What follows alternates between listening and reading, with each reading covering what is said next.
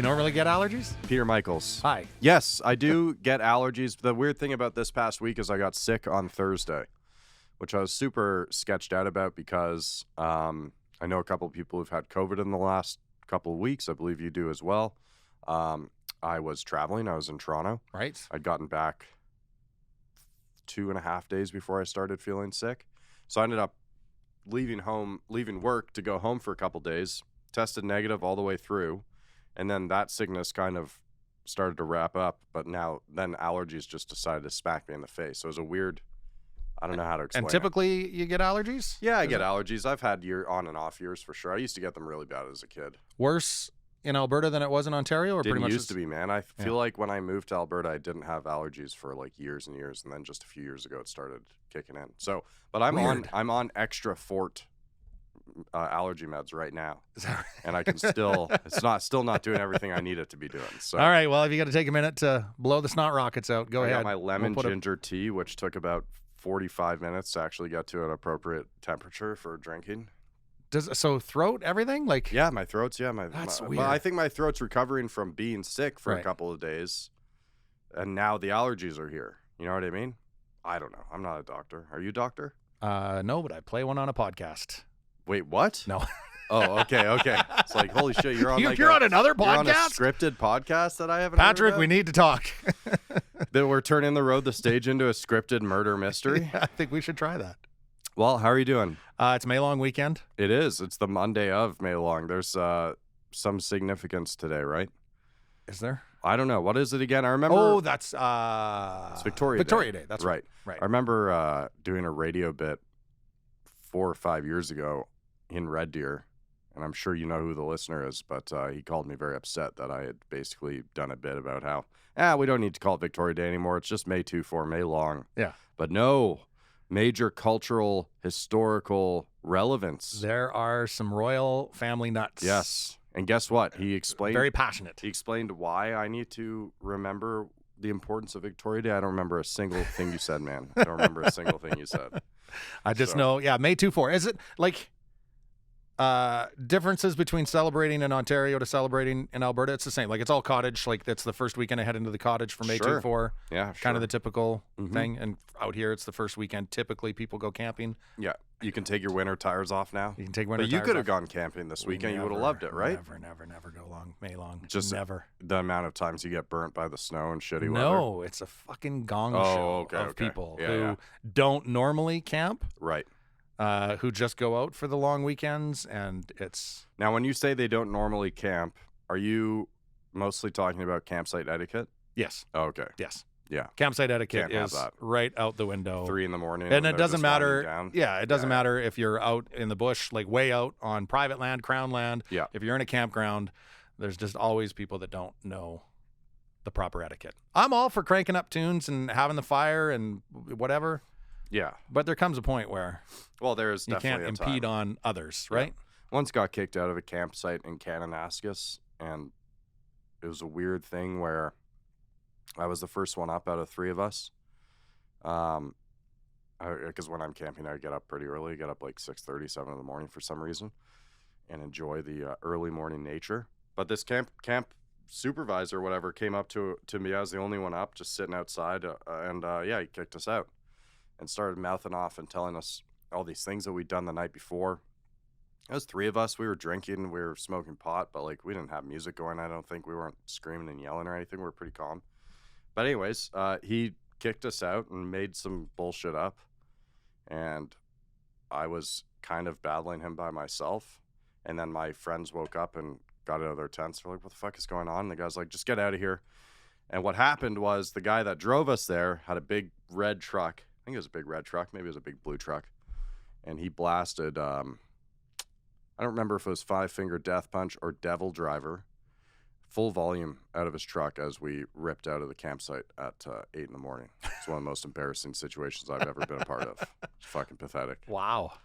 Brutal, man. So embarrassing.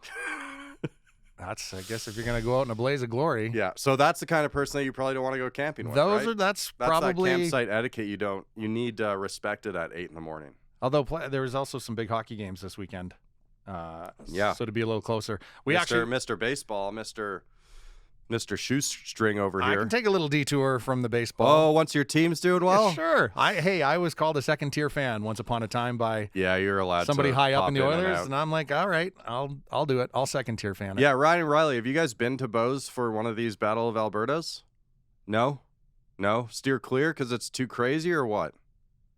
Let the real fans have their time? Yeah, I get that. You know what? The one thing that I've noticed, and I've watched the games at home, but even just like chirps online, it's been pretty above the belt. Like I haven't seen any real nastiness between fans. Between online fans? That's between good. online fans That's or good. anything. And my daughter went and watched at a bar somewhere, and she said it was all good, and everybody seemed to be. Well, I wonder what which it'd is be. a little different from the last time. Yeah, I wonder what it would be like being an Oilers fan going to a bar in Calgary right now for one of those games, especially when you're getting destroyed. I texted a mutual acquaintance of ours last night to Yeah. see how he enjoyed the game, and he's a Flames fan that watched it from the Moss Pit.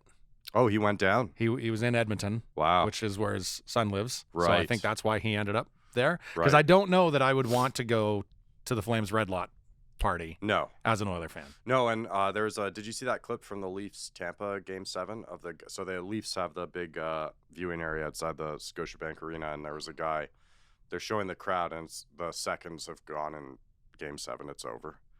Game's over. Series is over. Leafs have lost, and there's a guy in the background of this panning camera shot, and you just see him like look around and take off his Tampa jersey, and then hide it in his put it in the back of his pants or whatever. Yeah. Which I thought was pretty funny. Which is, I mean, you shouldn't need, as long as you're not one of those fans, right? Like it just takes one. But if you're wearing the other team's jersey Yeah. in their barn, as long as you're being respectful and you're not, if you're sitting there Yeah. flipping everybody off over every goal, okay, you're going to get what's coming to you.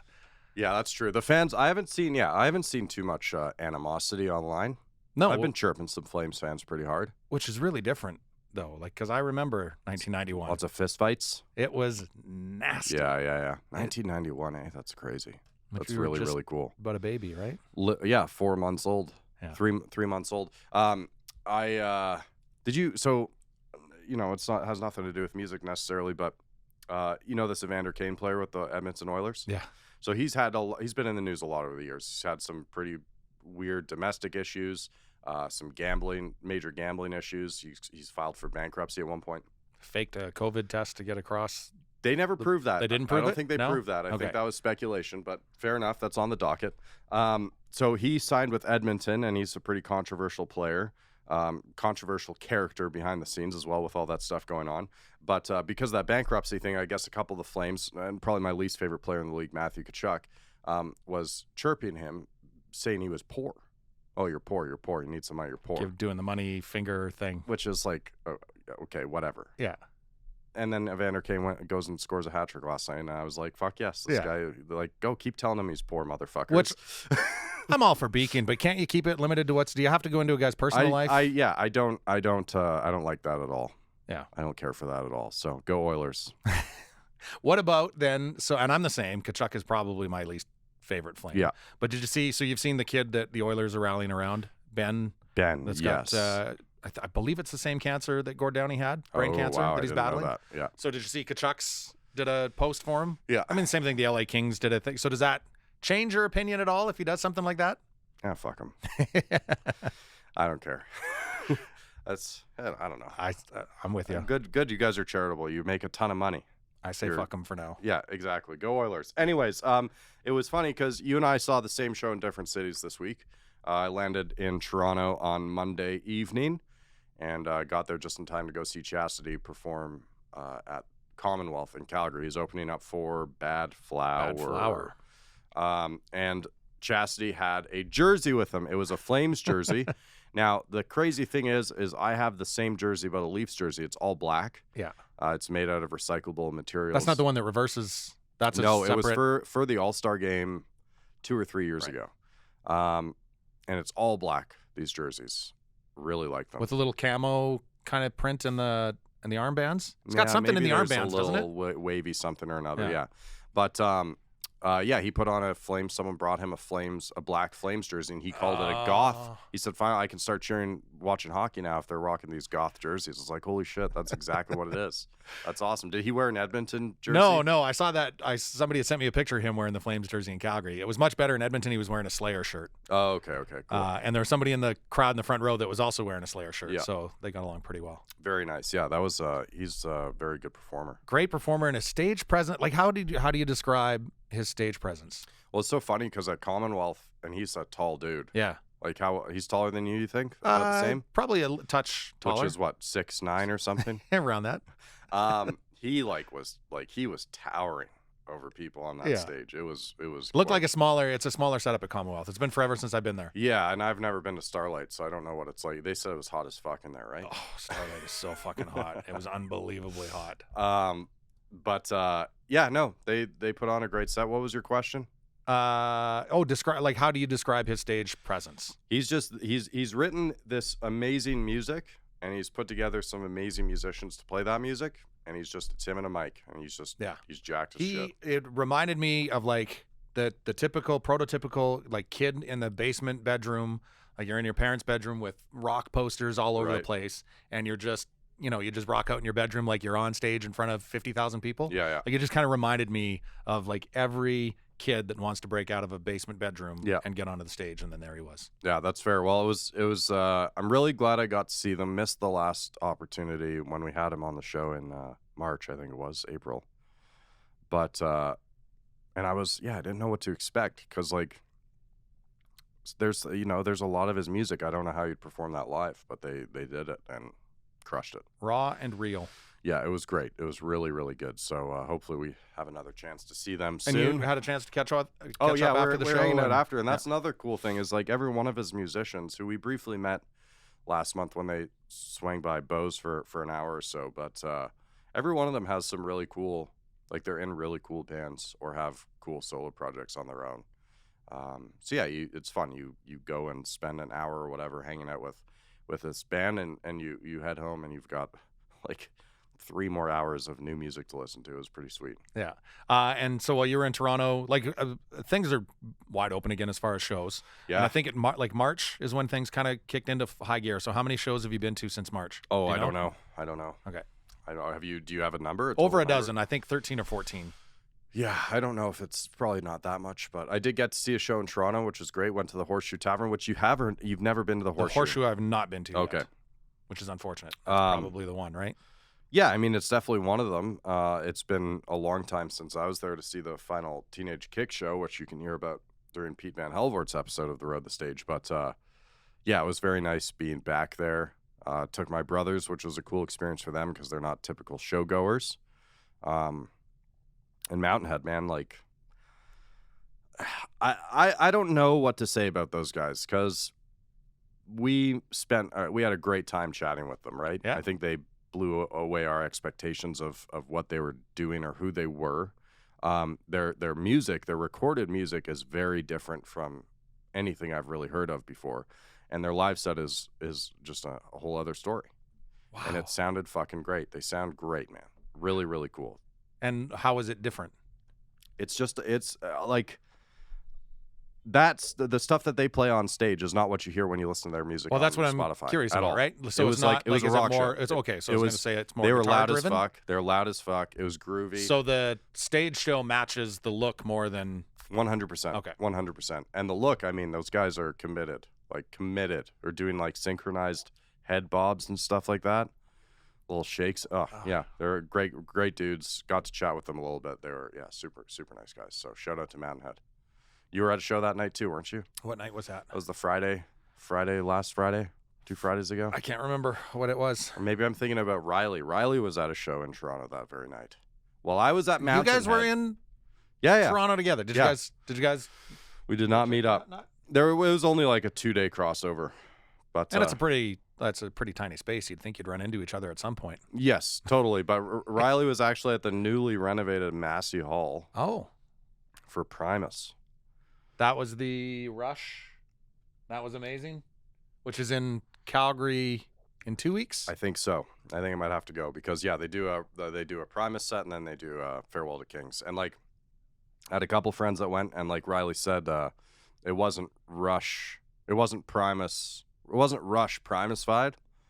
It was Primus being very loyal to that album. I had seen Getty. I think Getty was at the show. Well, they're at the Friday night. A lot of people, I think, were speculating that Getty and Alex would hop out, but I guess they were just side stage watching the whole thing on Friday night, just having a good time. Oh, that would have been great if they had hopped out. Because last time Primus came to Toronto, my buddy called me freaking out. I was still on air in Red Deer with the time difference, and he was freaking out. Man, I just saw Primus, and fucking Geddy Lee just showed up.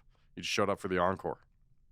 So I think there was some speculation that they might do something similar, but no, they just enjoyed it, watched it. Which is good. Absolutely. Yeah. Well, they used to tour together too, right? Rush would bring right. Primus out on tour all the time. So cool little ecosystem of weird prog rockers. 2 weeks until that one hits.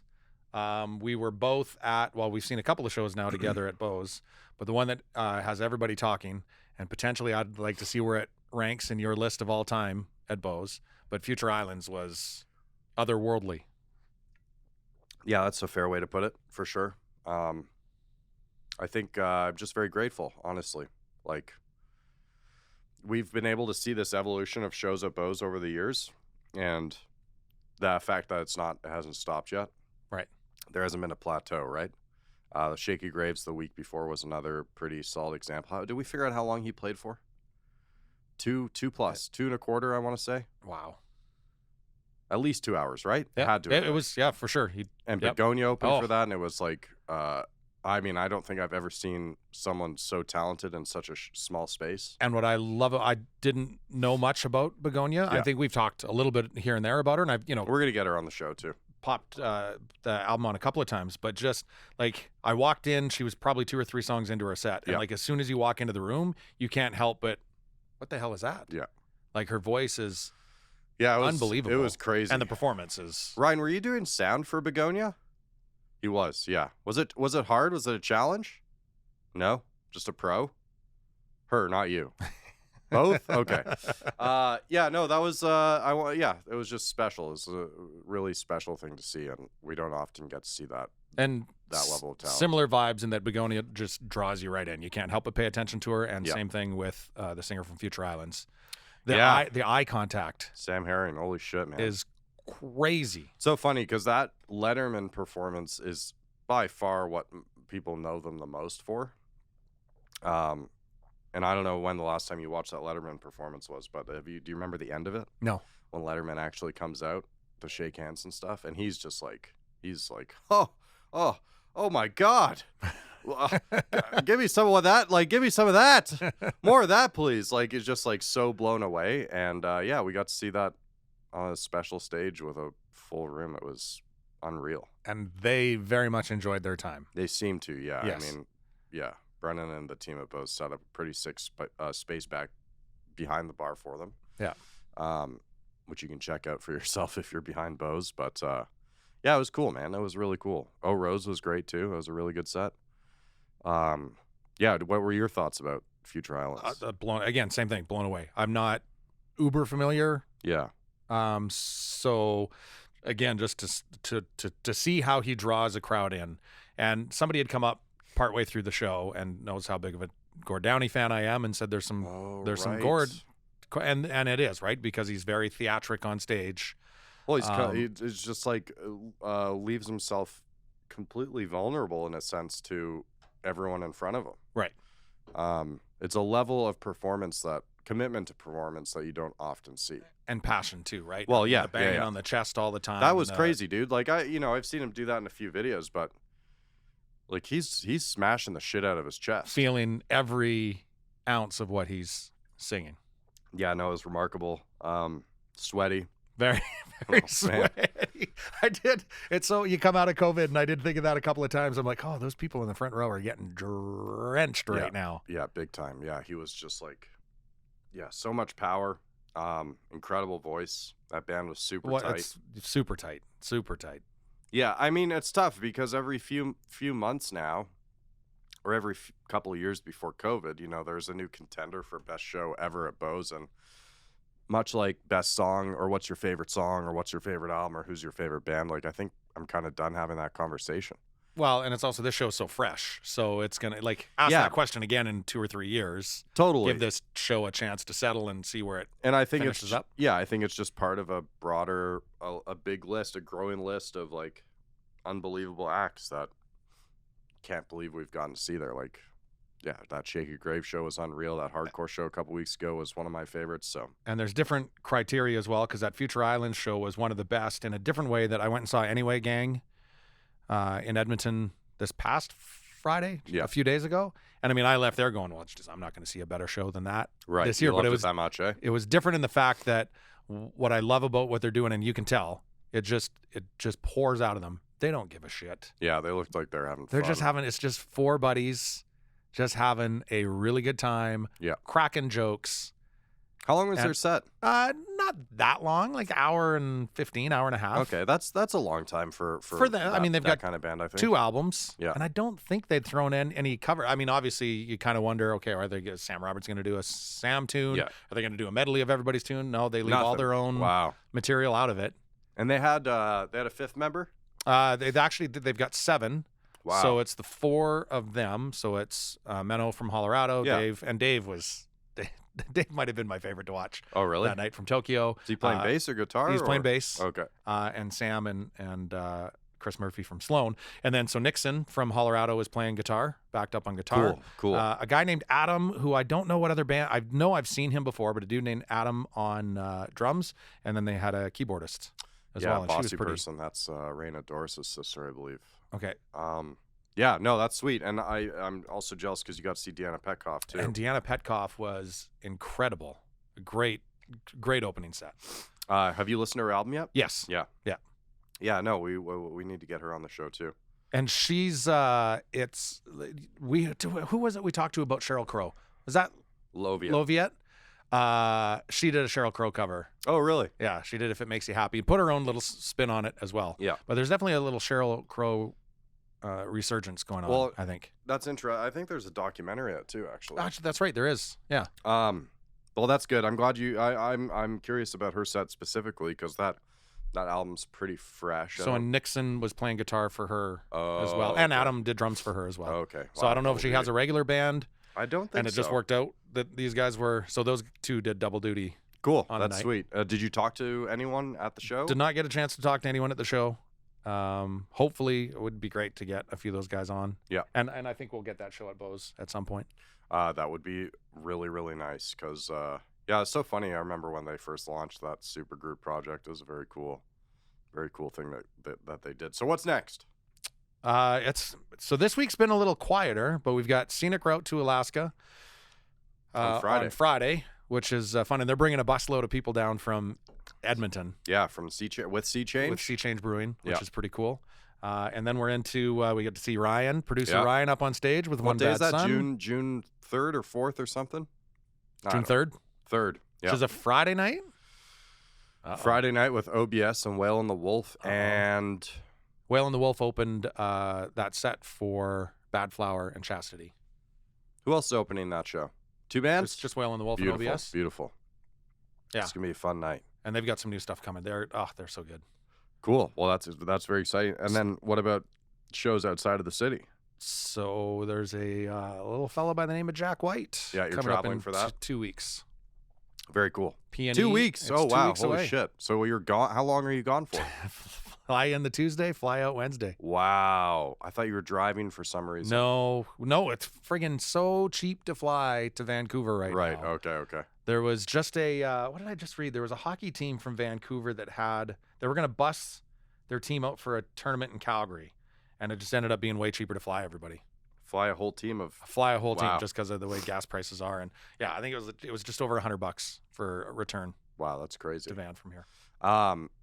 Yeah, Jack White in 2 weeks. I think we have a chance to see him in Toronto in August when we go out there for a couple weeks. But I think we're gonna scrap that plan. Really? Actually. Yeah. Is that at the Bud stage? Yeah, it is. It is. Why? I'm a little bummed out about the tickets, honestly. I don't really care to pay $200 to go see Jack White, Is that the and I've seen him. that's 4 the or face 5 value? times. Because Vancouver's only we paid We 80. want to sit in the seats, and not general sit where you get first before everyone on the top field. You know what I mean? I want Kayla to experience that arena for sure, that amphitheater. I really like that place, but yeah. I don't know. 200's a little. Like if we wanted seats, we're looking at I think at least 200. That's so. I wonder why. I don't know, but you know what?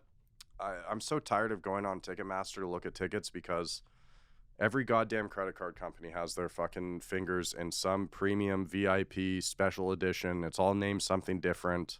It's all like you can look at the seats, but you can't fucking buy them unless you have a special silver gold lined card of theirs. And then, even then it seems like the tickets are like $230. So we just had through the radio while our sister station was doing a giveaway for Backstreet Boys. Wait, what? Yeah. They're playing a show? Yeah. Oh, wow. And I don't know. They're just giving the band away. They should just give the band away. Yeah. Wow, that's crazy. I don't know if it's Commonwealth or if it's Rogers Place, if it's an arena show or the or stadium show. But anyways, take a guess at the legit ticket price, face value ticket price. Yeah. With no meet and greet. What do you think? 175. Well, sure. That's kind of the going rate these days. Fuck. No. Brutal. No? No. Probably about 6 times that. Wow. For the Backstreet Boys. And 98 degrees showing up too? What the no fuck? meet and greet. That's crazy. Before 4 opens. You don't want to meet those guys now anyways. It's too late for that. Yeah. So I think we're going to scrap the Jack blends. And like, it's not just the money. It's we have seen them a number of times. It's probably in my most seen musicians. But also the other thing is that I think the second night or third night where there Kendrick Lamar is playing in Toronto. And you're not going to be able to see that. I was just going to say, I doubt you've seen Kendrick. No, fuck no. Especially not in Alberta. I'm curious, though, to back up just for a second. You've seen Jack. We can pass, which I don't like. I used to be that way, too. And especially with the hip, right? The hip would come around every year and be like, all right, well, I've seen him 10 times. I'll wait until. Yeah. But there's going to come a time where you can't see him anymore. So now I'm like, I don't ever want to miss a show. Yeah, I'm not worried about that right now, though. Unless he croaks. Well, you never know. Anything can happen. If he croaks, then that last show was pretty good. I guess. The last show was pretty good. How many? You've just seen him twice? We've seen him this. Jack White? Yeah. Well, solo Jack, I think I've seen 3 times, and the White Stripes once. Okay. Yeah, I think so. And we were at 2 of the Jack shows. Yeah, totally. Okay. Which would have covered the span of his solo albums, really. Right. And that, I mean, how many times do you listen to that new record? Not as much as I thought I was going to. Yeah. It's definitely, I want to see it live, but I don't necessarily need it in the background all the time, I think. But there's just been so much to listen to anyways, So Jack finished, that's June 7th. We fly back June 8th. And then June 9th is probably the show I'm looking forward to the most. June 9th, White Buffalo? No, Wait, but that's what? gonna. I know it's shocking. It's gonna come. I'm sure. Totally. We're You gonna guys get, are chatting? We're gonna get the White Buffalo back. At some point. What show's June 9th?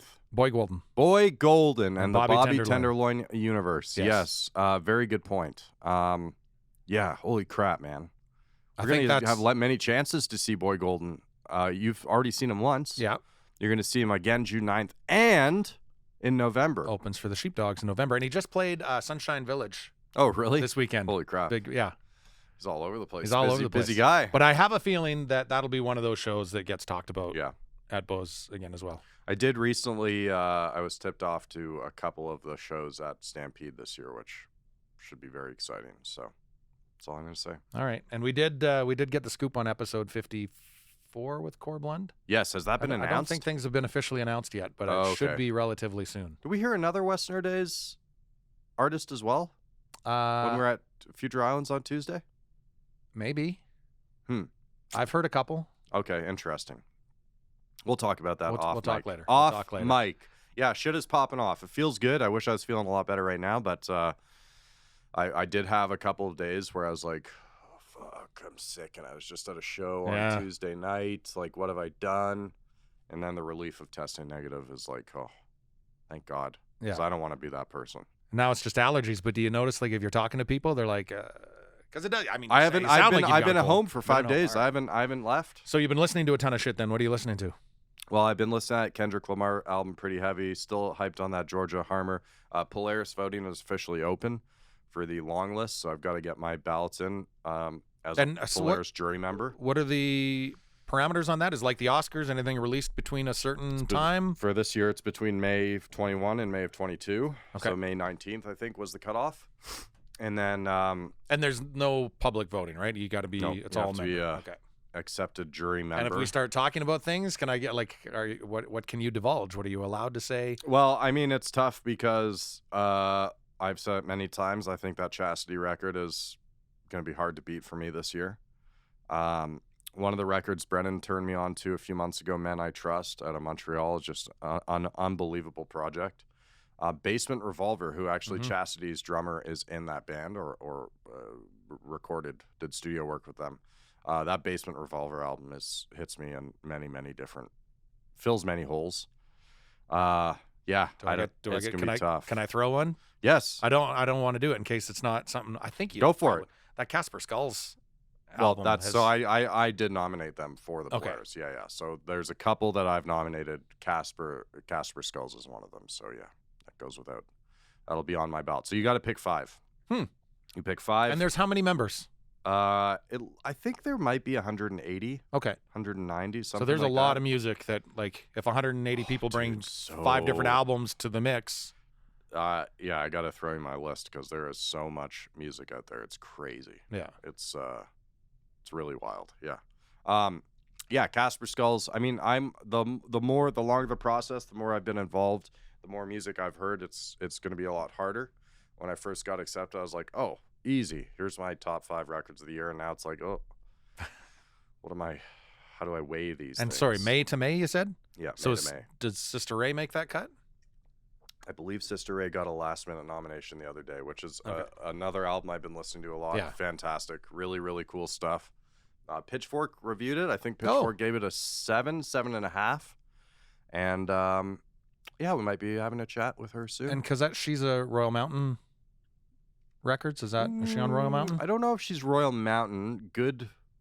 I forget what the group is. I forget, but I've been chatting with. Okay, so and then again for the Polaris Prize, again for anybody that doesn't know, so it's albums released between May and May, and then also it's got to be obviously Canadian. Yes, so like it has fully, to be Canadian. It has to be more than 20 minutes and 5 songs. It can't just be a short EP. But so if we go back to the radio definition of Canadian, the Maple System's got to have music, artist, production, lyrics. Yeah. Is there like if it's a Canadian artist, it gets an album recorded in the U.S. Is that still? Well, The Weeknd is also nominated recommended. There have been no nominations yet. All of its recommendations. So yeah, The Weeknd's up there. There's a couple albums of like artists that definitely don't live in Canada anymore, but for the most part, it's pretty hyper Canada. Yeah, it's very, very cool, and like no limit on genre.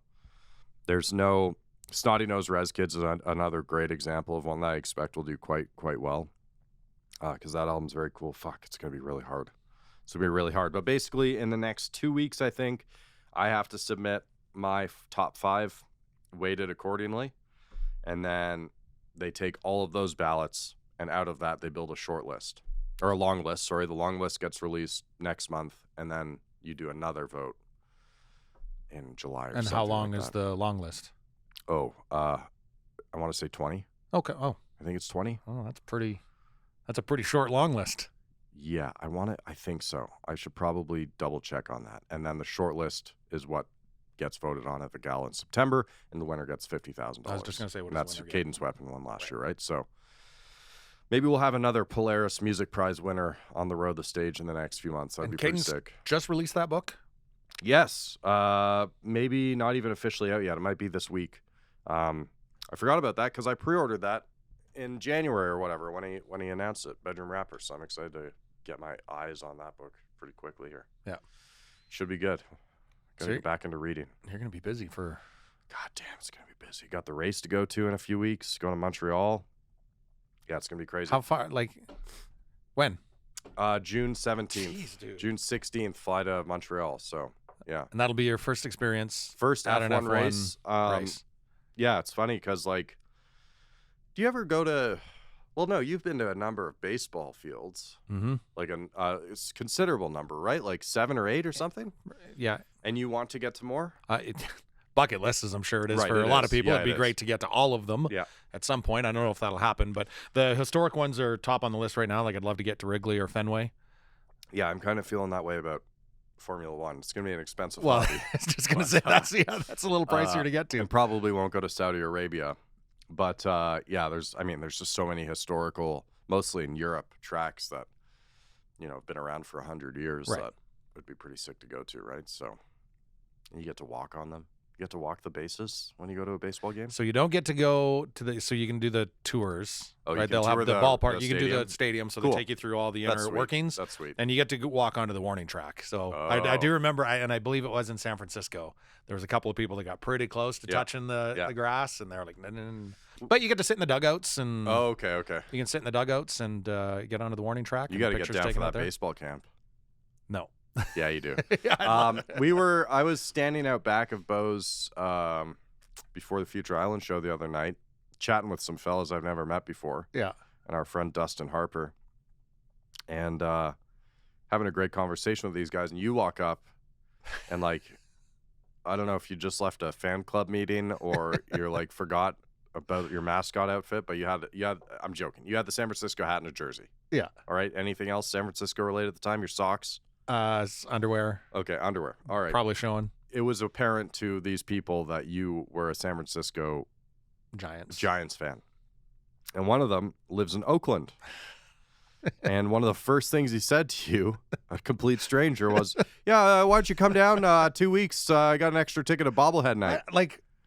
Not even 5 minutes into the Dude, I don't even think it was 5 I don't even know if there was introductions. I don't even know if I got his name. I said your name because I say your name differently now, thanks to our friend Steve. Right. I say Peter Michaels. And I said that, no response. And yeah, this guy just, oh man, I got an extra ticket to bobblehead night. Come hang out. I live in Oakland. We'll have a good time. Yeah. What was your thought? Were you like what? You didn't immediately. You didn't say yes. No, but I mean, have a family. Honestly, if we have a trip planned in July, and I'm like, Okay. oh shit, how can I work this to go twice?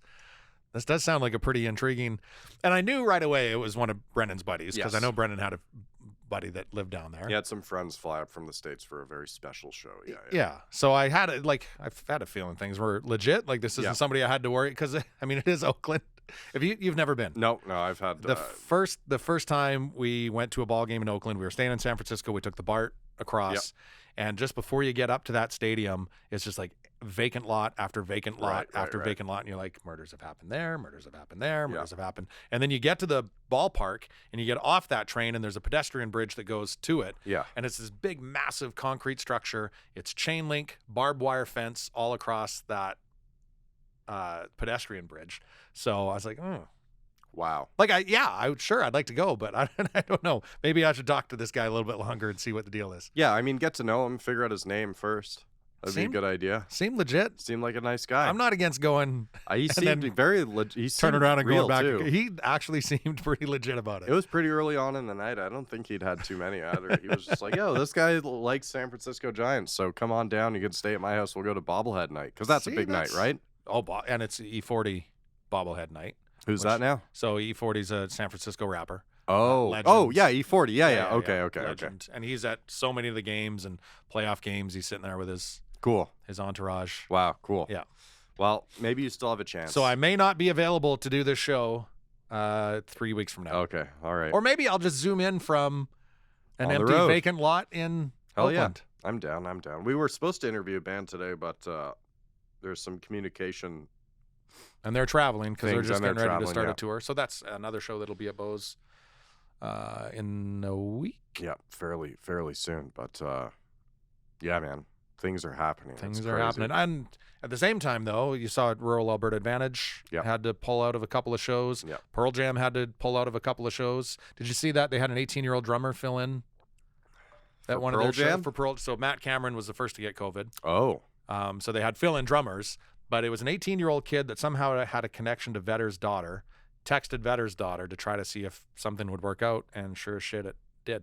So wait, Matt Cameron's also the one that with the Rolling Stone article with Taylor Hawkins? Yes. So the thing we were texting back and forth about it. The point I was trying to make, because there's obviously a lot of Rolling Stone's not been a perfect music journalism publication ever. But, and I always get a little antsy about people calling out journalists because, there is a code that they're supposed to follow. Sure. The thing that confuses me, so Rolling Stone put out this article where both unnamed and named sources, the named sources being Chad Smith from the Red Hot Chili Peppers and Matt Cameron from Pearl Jam, both said that, paraphrasing, that Taylor couldn't handle the 66 date a year Foo Fighters schedule, and had talked to Dave about, had a heart-to-heart, and that it was going to get sorted. And then the article comes out, and then they come out and say, oh, that our quotes were taken out of context. The thing that I don't understand is, how do you take that out of context? Right. I don't think you can. Like, did they know that the Rolling Stone was going to name them having made those quotes? Maybe. Maybe not. Maybe that's a journalistic integrity thing. But I just don't know how you can misrepresent that sentiment. You know what I mean? Yeah. And so the part that I struggled with a little bit as well, and I get what you're saying about the journalistic integrity, and you got to report what you, whatever, but just Rolling Stone being in the position that they're in, I don't know why you, like, that article did overall just seem very sensationalized, right? Like, it seemed much more like Inquirer. It's definitely a bit of a hit piece. Definitely. On and the clickbait machine and that is the all Foo that. Fighters. Yeah. And not that, like, again, not to, you got to report what you got to report, but just when you get that much hearsay, how do you go to print with that? And knowing how it's going to affect people on both sides of things. You go to print with that because you've got two named sources and one or two or three unnamed sources all saying the same thing. You know what I mean? Like, and like, the whole situation is so shitty because there's nothing wrong with a band having an insane schedule and churning out a ton of money for a very large team of musicians and techs and personnel. There's nothing wrong with that. That's happened since the beginning of popular music, right? Yeah. But it's just, I guess. And not even just since that's also happened in the Foo Fighters camp before. Watch the documentary. There's been tons of, Pat Smear ended up leaving for a little while. I didn't know that. Right? Okay. Like, so it's not, definitely wouldn't be the first time in the Foo Fighters camp that somebody didn't want to go through the touring grind or needed to step back. Yeah. I just didn't like the immediate, like, oh, well, they fucked up and they're a bunch of liars. Like, well, someone that, like, multiple people said something on the I definitely don't disagree with that angle of it at all. My thing is like, why do you need to? Why do you need to print it? The one thing, and I agree with you, maybe it was unnecessary lore, but it's also a weird scenario where we still don't know how the guy died. And I dare you to find me a fucking celebrity on levels below or above Taylor Hawkins who TMZ has not found out how they died. That's weird to me. Well, at the same time, though, there's been lots of reports as to what was found in his system already to this point. And but lots not of friends have said that's not true. I don't believe the Colombian morgue or whatever. Right. But that stuff does stay, like, you know, I think about Dolores O'Riordan when she had passed away a couple of years ago. It took a good 6 to 8 months, I think, before the actual cause. Oh, did it? Okay, came out. Okay, yeah. So I think it'll still. Alan Cross had an interesting article about why haven't we found out what happened to Taylor Hawkins, and do we even deserve to find out? He didn't get to an answer, but it's definitely an interesting topic.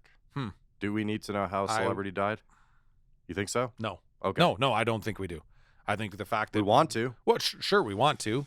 Yeah. But I think the fact that he's gone is. Next question. Okay. Do the Foo Fighters call it quits? I think so. Okay, interesting.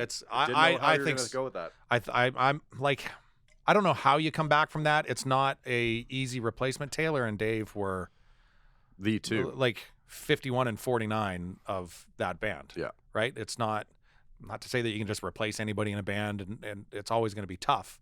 But Taylor was a huge part of the persona. You don't go replacing Freddie Mercury, am I right? Right. There's some sacrilege there if you're gonna do that. No, I mean, you wouldn't replace Dave Grohl. So 51 to 49%. Yeah, I feel like maybe the same respect is owed to the other side of that, but I don't know.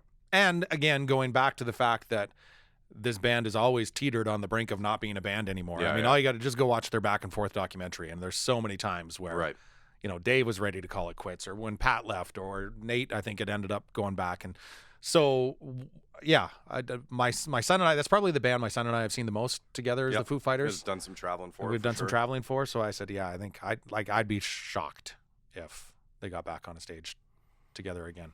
You know, and at the same time, they don't necessarily have to. Dave could very easily do solo shit. Or he's got a 100%. billion other projects on the go. That's the thing. They're big enough and they're talented enough and they have a big enough got fan base. Yeah. his alt country band that he's done. Nate Mendel. I think there's been talk of Sunny Day Real Estate doing stuff again. Yeah. So, yeah. Yeah, I agree. I don't think it's necessary. But I was curious to know from an actual diehard fan. So that's an interesting perspective. Time will tell. Time will tell. Time will also tell who our guest is next week on the Road the Stage. Do we know yet? Yes. Can we tell? Not a chance. Damn it. Not a chance. But we should thank some friends. Some friends of the show. Sawback Brewing Co. I've not been able to enjoy in a few days. You want to taste it properly, so get that nasal passage cleared out and get the palate set. Yeah, totally. Because they do have the team up with Bose on that citrus sour. You'll also notice, and I think there's a great shot of Shaky Graves holding up a gig beer. I don't know who caught that picture, but the gig beer is pretty popular. Yeah, no, the gig beer is that an official photo? Yeah, Carolyn. That was a Carolyn K-Mat photo, I believe. Okay. Yeah. And who else are we hanging out with? Go Services Inc. Yep. Our good pals there who are busy this summer. Yeah. People got to, they got to do their business. Yep, they do. Wherever they gotta are. do it outside. Yeah. In a lot of situations. So you best have Go Services out there. And a big thanks to Bose Barn Stage, where we'll be seeing so many shows over the next few weeks. So Pete, when I was in Toronto, spent time around quite a few people. Some people I didn't know, some people I haven't seen in many years. Did any of them invite you to go to San Francisco without knowing you for more than 5 No, minutes? they didn't, Well, but then- I did invite them to subscribe to the Communal Creative Studios YouTube channel, and it fucking worked. Did they actually do it on their own fruition, or did you... Well, I watched. I hovered. You watched. Okay, so you didn't grab phones out of hands. You want to know what I did? I'd love to. Hey, do you have YouTube? Yeah, I do have YouTube. Open it up. Okay. Search Communal, 2 M's. No, sir, you're Creative getting a little... Studios. No, you're getting a little pushy here, sir. You're getting a little... Hit subscribe. I can't... Cool, thanks a lot. Oh, all right. My name's Patrick, by the way. That's how you get the job done. Well, Peter Michaels. So Peter Michaels. If you just go and see Jack White at the Budweiser stage, you could get access to about 18,000 people. Is that how much? Yeah, probably. Right? Yeah. Just go one by one, row by Get a row. quarter of them in the field there, yeah. That's a good idea, actually. All right, we'll figure that out. I expect the same in Vancouver. Done. Wednesday.